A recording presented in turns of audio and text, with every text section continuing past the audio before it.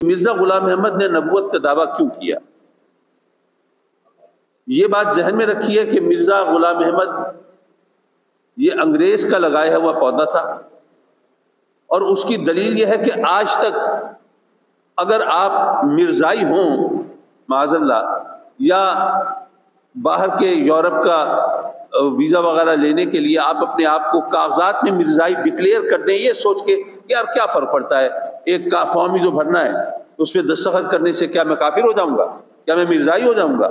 وہ تو ایمان تو آدمی کے اندر، جیسے آج کل ہوتا ہے نا، لوگ اپنے آپ کو دلیلیں دے رہے ہوتے ہیں،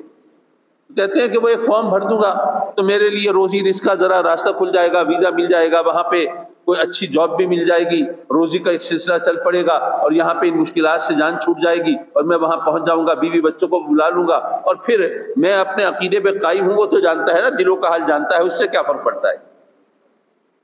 میں عرض کروں گا کہ پہلے آپ کو یہ معلوم ہونا چاہیے کہ شریعت کا فتویٰ ظاہر پہ لگتا ہے، شریعت کا فتویٰ ظاہر پہ لگتا ہے، ورنہ تو کوئی کہہ دے کہ جی میں نے بیوی کو طلاق طلاق طلاق کہا تو تھا کہ میں تجھے طلاق دیتا ہوں، لیکن میری نیت تو نہیں تھی طلاق دینے کی، تو نیت کا حال تو اللہ جانتا ہے، اس لیے طلاق ولاق نہیں ہوئی۔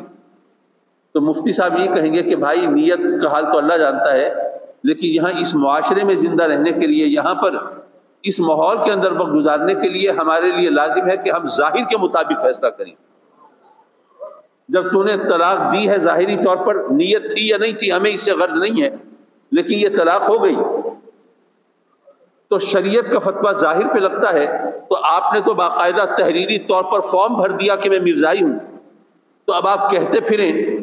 تو ظاہر ہے کہ اس تحریر کے مقابلے میں آپ کی بات اس پر کان نہیں دھرے جائیں گے۔ اور پھر اگر کسی کا یہ خیال ہو کہ میں ایک فارم بھر کے میں نکل جاؤں گا، دوبارہ کلمہ پڑھ لوں گا، دوبارہ ایمان لے آؤں گا، دوبارہ یہ سب کچھ ہو جائے گا،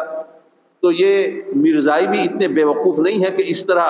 لوگوں کے چکر میں آ کے اور ان کو فارم دلوا کے اور ویزے دلوا کے اور ان کے ہاتھوں بے وقوف بنتے پھریں۔ ظاہر ہے کہ اگر ان کی سفارش پر ویزے لگتے ہیں تو وہ اس بات کو یقینی بنائیں گے کہ وہاں پر جا کر آپ ان کی محفلوں میں شامل ہوتے رہے،